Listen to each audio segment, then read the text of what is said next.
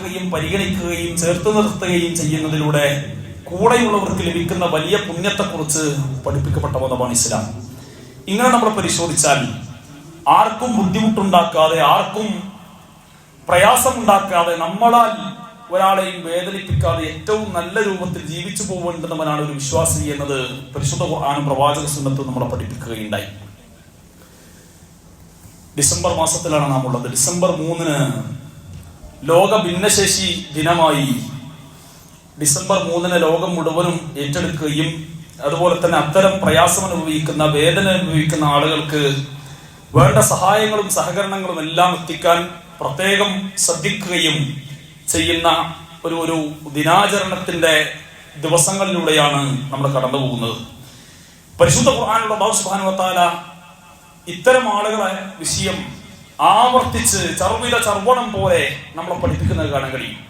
റസൂലുള്ളാഹി സ്വല്ലല്ലാഹു അലൈഹി വസല്ലം തങ്ങളുടെ സുന്നത്തിലും ഈ വിഷയം ഇത്തരം ആളുകളോട്, ഒരു വിശ്വാസി, ആരോഗ്യമുള്ള ഒരുത്തൻ ആരോഗ്യമില്ലാത്ത പ്രയാസം അനുഭവിക്കുന്ന ഒരാളോട് പാലിക്കേണ്ട മര്യാദയെ കുറിച്ച് കൃത്യമായ വിശദീകരണങ്ങൾ പ്രവാചക സുന്നത്തിൽ നിന്ന് നമുക്ക് വായിച്ചെടുക്കാൻ കഴിയും. ജമാഅത്ത് നമസ്കാരം നമുക്കറിയാം, ഇസ്ലാമിൽ വളരെ വലിയ പുണ്യമുള്ള 25 ഇരട്ടി അല്ലെങ്കിൽ 27 ഇരട്ടി വരെ, 25 എന്നും കാണാം, 27 ഇരട്ടി എന്നും കാണാം, അത്രയേറെ ഇരട്ടി പുണ്യം ലഭിക്കുന്ന ഒറ്റക്ക് നമസ്കരിക്കുന്നതിനേക്കാൾ കൂടുതൽ ജമാഅത്തായി നമസ്കരിച്ചാൽ 27 ഇരട്ടി പുണ്യം വരെ ഒരു വിശ്വാസിക്ക് ലഭിക്കുമെന്ന് റസൂലുള്ളാഹി പഠിപ്പിച്ചു. പക്ഷേ ആ ജമാഅത്ത് നമസ്കാരത്തിന് നേതൃത്വം നൽകുന്ന എല്ലാ ഇമാമിയങ്ങൾക്കും റസൂലുള്ളാഹി നൽകിയ ഒരു ഉപദേശം ഹദീസിലേറെ ശ്രദ്ധേയമാണ്. പ്രവാചകൻ പറഞ്ഞു, ലോകത്തെ മുഴുവൻ ഇമാമിയങ്ങൾക്കും റസൂലുള്ളാഹി നൽകിയ ഉപദേശം, ഇദാ സല്ല അഹദുകും ലിന്നാസി ഫൽയുഖഫിഫ്, നിങ്ങൾ ജനങ്ങൾക്ക് ഇമാമത്തായി നിന്ന് നിസ്കരിക്കുകയാണെങ്കിൽ ഫൽയുഖഫിഫ്, നിങ്ങൾ നമസ്കാരത്തെ ലഘൂകരിക്കണം. അങ്ങനെ നീട്ടി വലിച്ചു ഓതിയ ആളുകളെ ബുദ്ധിമുട്ടിക്കുന്ന, പ്രയാസപ്പെടുന്ന രൂപത്തിൽ ഒരു ഇമാമിങ്ങൾ ഇമാമത്ത് നിൽക്കേണ്ടതാണ്. നമസ്കാരത്തെ ലഘൂകരിക്കണം. റസൂലുള്ളാഹിന്റെ കാരണം വിശദീകരിച്ചു. നിങ്ങളുടെ പുറകിൽ മഅ്മൂമിങ്ങളായി നിൽക്കുന്ന ആളുകളുടെ കൂട്ടത്തിൽ ദുർബലരായ ആളുകൾ, അതുപോലെ തന്നെ ശാരീരികമായി പ്രയാസം അനുഭവിക്കുന്ന ആളുകൾ, രോഗികൾ, വൃദ്ധർ, പ്രയാസം അനുഭവിക്കുന്നവർ നിങ്ങളുടെ പിന്നിൽ മഅ്മൂമായിട്ടുണ്ടാകും. ആ മഅ്മൂമിനെ പരിഗണിച്ചുകൊണ്ടായിരിക്കണം ഒരു ഇമാം ജമാഅത്തിന് നേതൃത്വം നൽകേണ്ടത് എന്ന് നമസ്കാരത്തിന്റെ വിഷയത്തിൽ പോലും വളരെ ഗൗരവത്തോടു കൂടി റസൂലുള്ളാഹി പഠിപ്പിക്കുകയാണ്. അപ്പോൾ ഒരു ആരാധനാകർമ്മം പോലും, ദീനിയായ ഒരു ആരാധനാകർമ്മം പോലും കൂടെയുള്ളവരെ പ്രയാസപ്പെടുത്തിക്കൊണ്ടാവരുത് എന്ന് ലോകത്തിന്റെ പ്രവാചകൻ തിരുനബി സല്ലല്ലാഹു അലൈഹി വസല്ലം നമ്മളെ ഉണർത്തുകയും പഠിപ്പിക്കുകയും ചെയ്യുകയാണ്. ഇസ്ലാമിക ചരിത്രത്തിൽ ഏറെ ശ്രദ്ധേയമായ ഒരു സുന്ദരമായ ചരിത്രം കാണാം. മഹാനായ മുആദ് ഇബ്നു ജബൽ റളിയല്ലാഹു അൻഹു, ഏറെ ശ്രേഷ്ഠനായ ഉന്നതനായ സ്വഹാബത്തിന്റെ കൂട്ടത്തിൽ തലയെടുപ്പുള്ള, പരിശുദ്ധ ഖുർആനിൽ ആഴത്തിൽ അറിവും വിവരവുമുള്ള ആലിമായ മഹാനായ മുആദ് ഇബ്നു ജബൽ റളിയല്ലാഹു അൻഹു റസൂലുള്ളാഹി സ്വല്ലല്ലാഹു അലൈഹി വസല്ലം തങ്ങൾ ഒരിക്കൽ പറയുകയുണ്ടായി, സുഹാബ, ജിബ്രീൽ അലൈഹിസ്സലാത്തു വസ്സലാമിൽ നിന്ന് ജിബ്രീൽ അലൈഹിസ്സലാത്തു വസ്സലാം എങ്ങനെയാണോ ഖുർആൻ അവതരിപ്പിച്ചത്, എനിക്കിറക്കി തന്നത്, അതേ രൂപത്തിൽ ആരെങ്കിലും ഖുർആനിനെ കേൾക്കാൻ ആഗ്രഹിക്കുന്നുവെങ്കിൽ 4 ആളുകളിൽ നിന്ന് നിങ്ങൾ ഖുർആൻ കേൾക്കുക എന്ന് റസൂലുള്ളാഹി പറഞ്ഞു. അതിൽ ഒരാളാണ് മഹാനായ മുആദ് ഇബ്നു ജബൽ റളിയല്ലാഹു അൻഹു. പരിശുദ്ധ ഖുർആനിൽ അങ്ങേയറ്റം പാണ്ഡിത്യം ഉണ്ടായിരുന്ന മഹാനായ സ്വഹാബി വര്യൻ, പരിശുദ്ധ ഖുർആൻ ഹിഫ്ദുണ്ടായിരുന്ന, ഹാഫിളായിരുന്ന മഹാനായ സ്വഹാബി വര്യൻ, ഖുർആന്റെ വിഷയത്തിൽ ശക്തമായ ഇൽമുള്ള മഹാനായ പണ്ഡിതൻ മുആദ് ഇബ്നു ജബൽ റളിയല്ലാഹു അൻഹു. അദ്ദേഹം ഇന്ന് നമ്മൾ മദീനയിൽ ചെന്നാൽ ഖിബ്ലത്തൈൻ എന്നൊരു പള്ളിയുണ്ട്, മസ്ജിദ് ഖിബ്ലത്തൈൻ എന്നാണ് ആ പള്ളിയുടെ പേര്. ഖിബ്ലത്തൈൻ എന്ന പേര് വരാൻ കാരണം, ആദ്യം ബൈത്തുൽ മുഖദ്ദസിലേക്ക്, ഖുദ്സിലേക്ക് ഖിബ്ല ഉണ്ടായിരുന്ന സമയത്ത് അവർ നമസ്കരിച്ചു കൊണ്ടിരിക്കുന്ന സന്ദർഭത്തിലാണ് റസൂലുള്ളാഹി പ്രവാചകനെ ഖിബ്ല മാറ്റാനുള്ള വിധി വന്നിരിക്കുന്നു എന്ന ആശയത്തിലുള്ള വഹി ഇറങ്ങിയതോടുകൂടി മദീനത്ത് ഖിബ്ല നേരെ കഅബയിലേക്ക് തിരിക്കുകയും ഇതറിയാതെ മസ്ജിദ് ഖിബ്ലത്തൈനിൽ ഉണ്ടായിരുന്ന ആളുകൾ, ഈ പറയുന്ന മസ്ജിദുൽ ഖിബ്ലത്തൈൻ ഇന്ന് നിലനിൽക്കുന്ന ഭാഗത്ത് ബനൂ ഹനീഫ ഗോത്രക്കാർ അവിടെ ഒരു പള്ളി ഉണ്ടായിരുന്നു. അവർ ഖുദ്സിലേക്ക് തിരിഞ്ഞായിരുന്നു നിസ്കരിച്ചിരുന്നത്. അപ്പോഴാണ് ഒരു സ്വഹാബി അതുവഴി വന്നത്. അപ്പൊ ഇവര് ഖുദ്സിലേക്ക് തിരിഞ്ഞാണ് നിസ്കരിക്കുന്നത്. വഹി വന്ന വിവരം ഇവർ അറിഞ്ഞിട്ടില്ല. ഒരു സ്വഹാബി വരെ നമസ്കാരത്തിന്റെ ഇടയിൽ വിളിച്ചു പറയാണ്, സ്വഹാബ, വഹി വന്നിട്ടുണ്ട്, ഖിബ്ല കഅബയായി നിശ്ചയിച്ചിട്ടുണ്ട് എന്ന് പ്രഖ്യാപിക്കുന്നതോടുകൂടി ആ നമസ്കാരം ജമാഅത്ത് നടന്നുകൊണ്ടിരിക്കുന്നത് റുക്കൂലായിരുന്നു. റുക്കൂ എന്നത് കേട്ടതോടുകൂടി നേരെ ഖിബലയിൽ നിന്ന് മാറ്റം വരുത്തി നമസ്കാരത്തിൽ തന്നെ ഖിബലയിൽ മാറ്റം വരുത്തി നമസ്കരിച്ചു എന്നതാണ് സീറകളിൽ, ഇബ്നു ഇസ്ഹാഖ് അടക്കമുള്ള സീറകളിൽ നമുക്ക് കാണാൻ കഴിയും. എങ്ങനെയാണ് മസ്ജിദ് ഖിബലത്തൈൻ എന്ന പേര് ആ പള്ളിക്ക് വന്നത്? ഇന്ന് വലിയ പള്ളിയായി മദീനയുടെ മണ്ണിൽ അത് തലയെടുപ്പോട് കൂടിയുണ്ട്. ആ മസ്ജിദ് ഖിബലത്തൈൻ, ആ ഖിബലത്തൈൻ എന്ന് പറയുന്ന പള്ളിയുള്ള ഭാഗത്തായിരുന്നു മഹാനായ മുആദ് ഇബ്നു ജബൽ റളിയല്ലാഹു അൻഹുവിന്റെ ഗോത്രമായ ബനൂ സലമ ഗോത്രക്കാർ. അവരുടെ ഒരു ചെറിയ പള്ളി അവിടെ ഉണ്ടായിരുന്നു. മുആദ് ഇബ്നു ജബൽ റളിയല്ലാഹു അൻഹു മദീനത്ത് റസൂലുള്ളാഹിന്റെ കൂടെ മദീനത്ത് എല്ലാ ജമാഅത്തിലും പങ്കെടുക്കും. മദീനത്ത് റസൂലുള്ളാഹിന്റെ കൂടെ ജമാഅത്തിൽ പങ്കെടുത്തു കഴിഞ്ഞ ശേഷം വീണ്ടും പിന്നീട് അദ്ദേഹം ഈ പറയുന്ന ഇന്ന് മസ്ജിദ് ഖിബലത്തൈനിലുള്ള ബനൂ സലമ ഗോത്രക്കാർ, തന്റെ ഗോത്രക്കാർക്ക് വന്നും അദ്ദേഹം ഇമാമത്ത് നിൽക്കും. അങ്ങനെ ഒരിക്കൽ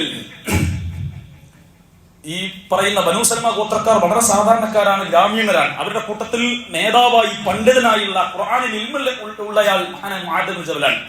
അപ്പൊ സാധാരണ ഇങ്ങനെ തുറന്നുകൊണ്ടിരിക്കുകയാണ്.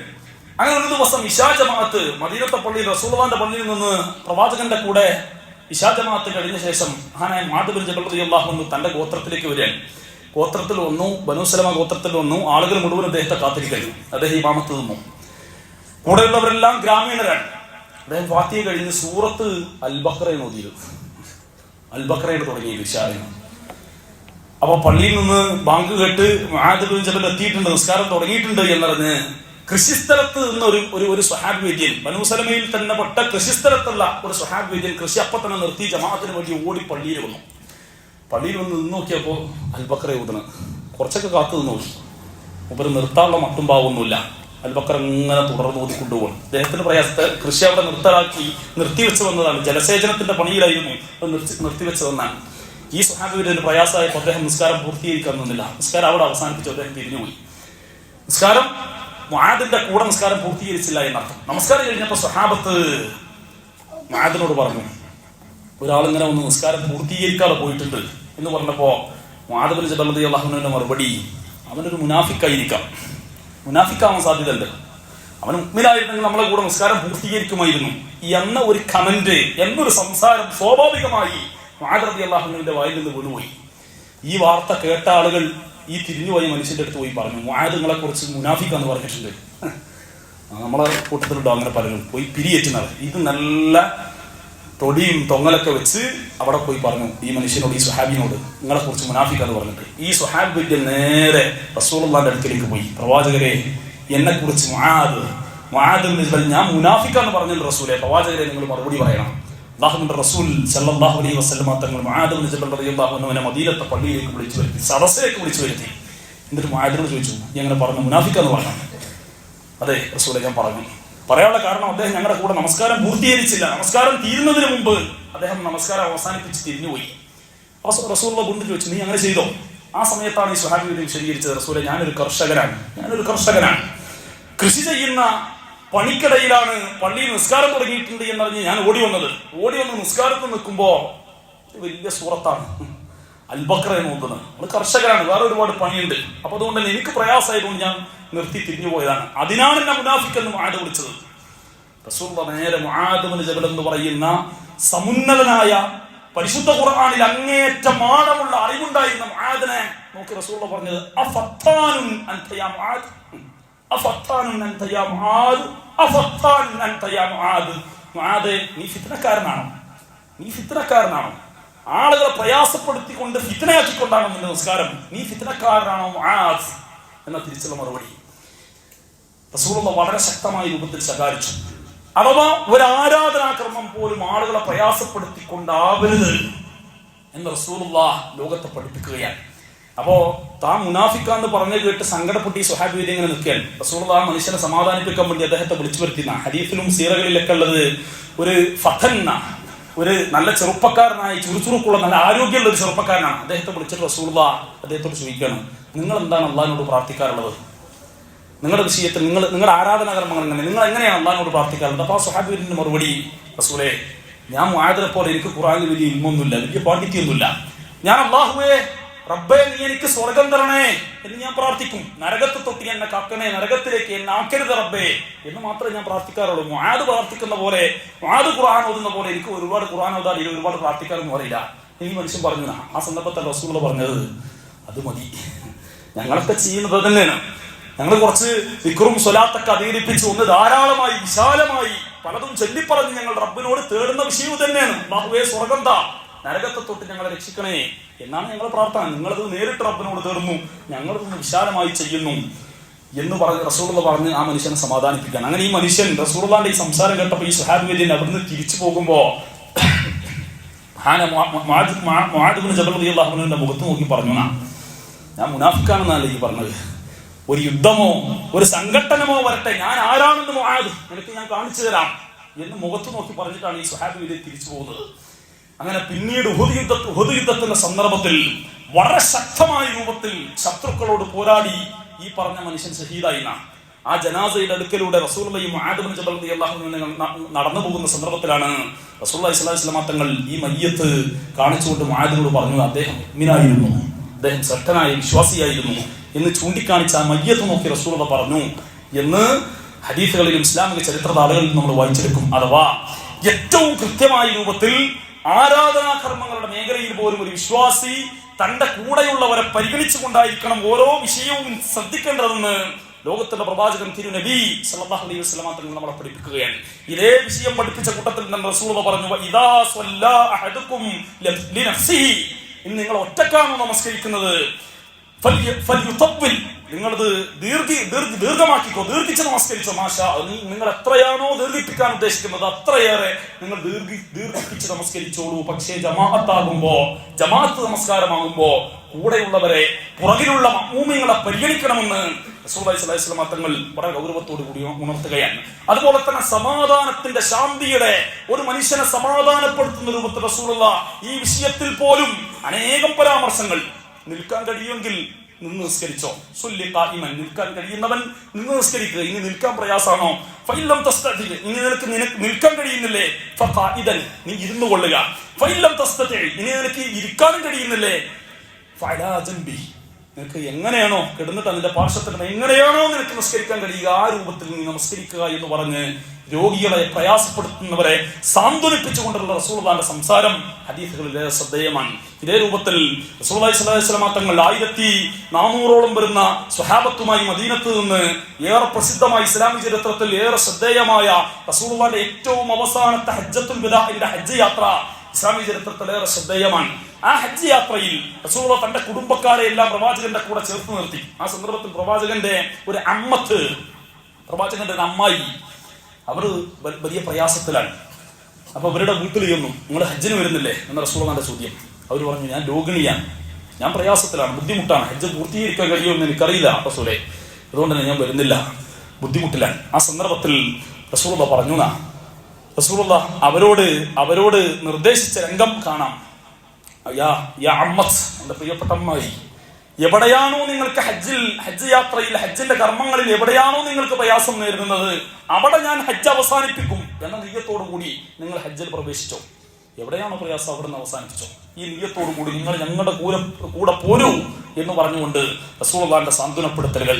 ജിഹാദിന്റെ സന്ദർഭത്തിൽ പോലും, അഥവാ സായുധമായി രണ്ട് സൈന്യങ്ങൾ തമ്മിൽ ഏറ്റുമുട്ടുന്ന സന്ദർഭം നമുക്കറിയാം. ഏറ്റവും ഒരു സൈനികനെ ഏതെല്ലാം രൂപത്തിൽ കൂടെ നിർത്താൻ കഴിയുമോ ആ രൂപത്തിലെല്ലാം പരിശ്രമിക്കേണ്ടുന്ന സന്ദർഭം. ആ സന്ദർഭത്തിൽ പോലും ഇത്തരം ആളുകൾക്ക് ഇളവുണ്ട് എന്ന് പരിശുദ്ധ ഖുർആനിന്റെ ആയത്തുകൾ പഠിപ്പിച്ചു. ലൈസ അലൽ അഅമാ ഹറജുൻ, യുദ്ധത്തിൽ, ആ സായുധ പോരാട്ടത്തിൽ, ജിഹാദിൽ പങ്കെടുക്കാത്ത കാരണത്താൽ ലൈസ അലൽ അഅമാ ഹറജുൻ, ഒരിക്കലും അന്ധനായ, കണ്ണ് കാണാത്ത ഒരു മനുഷ്യന് യുദ്ധത്തിൽ പങ്കെടുത്തില്ല എന്ന കാരണത്താൽ അവന് തെറ്റില്ല, കുറ്റമില്ല. അതുപോലെ തന്നെ ഒരു മുടന്തൻ, ആ മുടമ്പ് കാരണം അവൻ യുദ്ധത്തിൽ, ജിഹാദിൽ പങ്കെടുത്തില്ലെങ്കിൽ അവന്റെ പേരിൽ കുറ്റമില്ല. വലാ അലൽ മരീദ് ഹറജുൻ, ഒരിക്കൽ ഒരുത്തൻ ഒരു രോഗിയാണ്, ആ രോഗം കാരണം ജിഹാദിൽ നിന്ന് അവർ മാറി നിൽക്കേണ്ടി വന്നാൽ അവനും കുറ്റമില്ലെന്ന് പറഞ്ഞ് ഇത്തരം ആളുകളെയെല്ലാം പരിഗണിക്കുന്ന രംഗം ഹദീസുകളിൽ ശ്രദ്ധേയമാണ്. ഇതേ രൂപത്തിൽ ഒരു വലിയ സൈന്യത്തെ നയിച്ചുകൊണ്ട് റസൂലും സ്വഹാബത്തും വലിയ യാത്രയിലാണ്. ആ യാത്രയുടെ വഴിയിൽ സ്വഹാബത്തിനെ നോക്കി റസൂൽ ഒരു സന്ദർഭത്തിൽ പറഞ്ഞു, സ്വഹാബാ, നിങ്ങൾ ഒരുപാട് മലയും പർവ്വതങ്ങളും താഴ്വാരങ്ങളും കല്ലും മുള്ളെല്ലാം താണ്ടിയിട്ടാണ് നമ്മുടെ യാത്ര പോകുന്നത്, ഈ സായുധ പോരാട്ടത്തിന് വേണ്ടി നാം പോകുന്നത്. എന്നാൽ ഇതൊന്നും സഹിക്കാതെ, ഇതൊന്നും അനുഭവിക്കാതെ മദീനയിൽ ഇരുന്നു കൊണ്ട് തന്നെ നിങ്ങൾക്ക് ലഭിക്കുന്ന അതേ പുണ്യം ലഭിക്കുന്ന ഒരു കൂട്ടർ മദീനത്തുണ്ട്. സ്വഹാബത്തിന് അത്ഭുതമായി, റസൂലേ അതാരാണ്? റസൂലുള്ളാഹിന്റെ മറുപടി, ഹബസഹുമുൽ മറദ്, രോഗം കാരണം തടയപ്പെട്ട കുറച്ച് ആളുകൾ മദീനത്തുണ്ട്. അവർക്ക് ഇതിന്റെ കൂടെ വരാൻ ആഗ്രഹമുണ്ട്. രോഗമാണ് അവരെ തടഞ്ഞത്. അങ്ങനെ രോഗിയാണെങ്കിൽ മനസ്സിന്റെ കൂടെ ഉണ്ടെങ്കിലും നിങ്ങൾക്ക് ലഭിക്കുന്ന അതേ പുണ്യം ആ കൂട്ടർക്കുമുണ്ട് എന്ന് പറഞ്ഞുകൊണ്ട് റസൂലുള്ളാഹിന്റെ സമാധാനപ്പെടുത്തലുകൾ ഏറെ ശ്രദ്ധേയമാണ്. അതുകൊണ്ട് തന്നെ പ്രിയമുള്ളവരെ, ഈ രൂപത്തിൽ കൂടെയുള്ളവരെ ചേർത്ത് നിർത്താൻ അന്താരാഷ്ട്ര ലോക ഈ പറയുന്ന ശാരീരിക അംഗവൈകല്യം അനുഭവിക്കുന്ന ആളുകളുടെ ദിവസമായി ഡിസംബർ 3 ആളുകൾ അതിനെ കാണുകയും ആചരിക്കുകയും ചെയ്യുമ്പോൾ ഒരു വിശ്വാസി എന്ന നിലയ്ക്ക് നാം ആലോചിക്കേണ്ടത് എല്ലാ രംഗത്തും ഇത്തരം ആളുകളെ ചേർത്ത് നിർത്തുന്ന മഹനീയമായ സന്ദേശമാണ് പരിശുദ്ധ ഇസ്ലാം നമുക്ക് നൽകിയത് എന്ന തിരിച്ചറിവുണ്ടാവുക. അല്ലാഹു സുബ്ഹാനഹു വ തആല ശ്രേഷ്ഠരായ ഉന്നതരായ അടിമകളിൽ നമ്മ ഓരോരുത്തരെയും ഉൾപ്പെടുത്തി അനുഗ്രഹിക്കുമാറാകട്ടെ.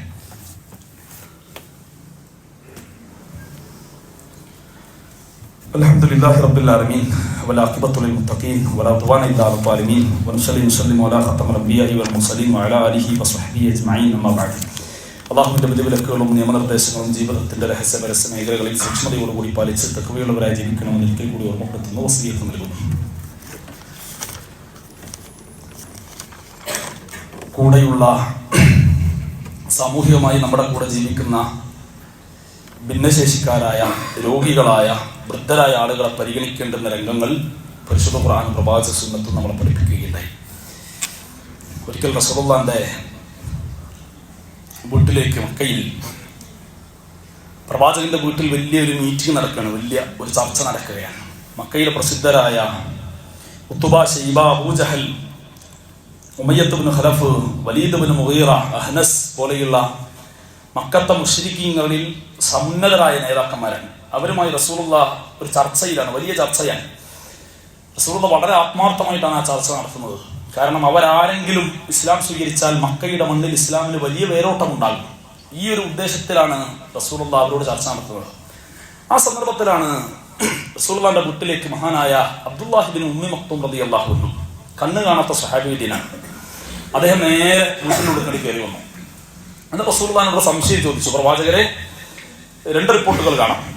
ഒന്നിലുള്ളത് റസൂലേ ഒരു സംശയമുണ്ട്, താങ്കൾ തീർത്തു തരണം. അതുപോലെ തന്നെ മറ്റൊരു റിപ്പോർട്ടിലുള്ളത് പ്രവാചകരെ, റബ്ബ് നിങ്ങളെ പഠിപ്പിച്ച് നിങ്ങൾ എനിക്കും പഠിപ്പിച്ചു തരണം എന്ന് പറഞ്ഞുകൊണ്ടാണ്, അഥവാ ദീൻ അന്വേഷിച്ചാണ് ഈ സ്വഹാബി വൈദ്യൻ റസൂലുള്ളാഹിന്റെ വീട്ടിലേക്ക് ആ ചർച്ചയിലേക്ക് കയറി വന്നത്. ഈ മനുഷ്യൻ കയറി വന്നപ്പോ റസൂലുള്ളാഹി സ്വല്ലല്ലാഹു അലൈഹി വസല്ലം തങ്ങൾ അദ്ദേഹത്തെ മൈൻഡാക്കിയില്ല, ശ്രദ്ധിച്ചില്ല. കാരണം അവിടെ വലിയൊരു ചർച്ച നടക്കുകയാണ്, വലിയ നേതാക്കന്മാരുമായുള്ള ചർച്ചയാണ്. അപ്പൊ ഇവരെങ്ങാനും ഇസ്ലാം സ്വീകരിച്ചാൽ ഇസ്ലാമിന് വലിയ വേരോട്ടം ഉണ്ടാകും. അബ്ദുല്ലാഹി ഇബ്നു ഉമ്മി മക്തൂം റളിയല്ലാഹു അൻഹുവിനെ വീണ്ടും എന്ത് ചെയ്യാം, അദ്ദേഹത്തെ കാണാൻ, സംസാരിക്കാം. ഈ ഒരു ഉദ്ദേശത്തെ റസൂലുള്ളാഹി അദ്ദേഹത്തിന് മറുപടി കൊടുത്തില്ല എന്ന് മാത്രമല്ല, റസൂലുള്ളാഹിന്റെ നെറ്റി ഒന്ന് ചുളിഞ്ഞുപോയി. സ്വാഭാവികമായൊരു ചുളുക്കം. റസൂലുള്ളാഹി മൈൻഡ് ചെയ്യാതെ ചർച്ച തുടർന്നു. റസൂലുള്ളാഹിന്റെ മറുപടിയൊന്നും കേൾക്കാതായപ്പോൾ ഈ മനുഷ്യൻ അബ്ദുല്ലാഹി ഇബ്നു ഉമ്മി മക്തൂം റളിയല്ലാഹു അൻഹു തിരിച്ചുപോയി. സുദീർഘമായി ആ ചർച്ച റസൂലുള്ളാഹി മക്കയിലെ നേതാക്കന്മാരുമായി നടത്തിയെങ്കിലും അവരാരും ഇസ്ലാം സ്വീകരിക്കാൻ തയ്യാറായില്ല. ഇവരിങ്ങോട്ട് വീട്ടിൽ നിന്ന് പുറത്തിറങ്ങിയ പാടെ റസൂലുള്ളാഹിക്ക് വാനലോകത്ത് നിന്നുള്ള വഹീന്റെ സന്ദേശം 80-ാം അധ്യായം സൂറത്തുൽ അബസ വതവല്ല, പ്രവാചകരെ താങ്കൾ മുഖം ചുളിച്ചിരിക്കുന്നു. താങ്കളിലേക്ക് കടന്നു വരപ്പെട്ട ആ അന്ധനായ മനുഷ്യനെ തൊട്ട് പ്രവാചകരെ താങ്കൾ മുഖം ചുളിച്ചിരിക്കുന്നു. പ്രവാചകരെ, മുഹമ്മദ് നബിയെ താങ്കൾക്ക് എന്തറിയാം? നിങ്ങൾ ആരാണ്? താങ്കൾക്ക് എന്തറിയാം?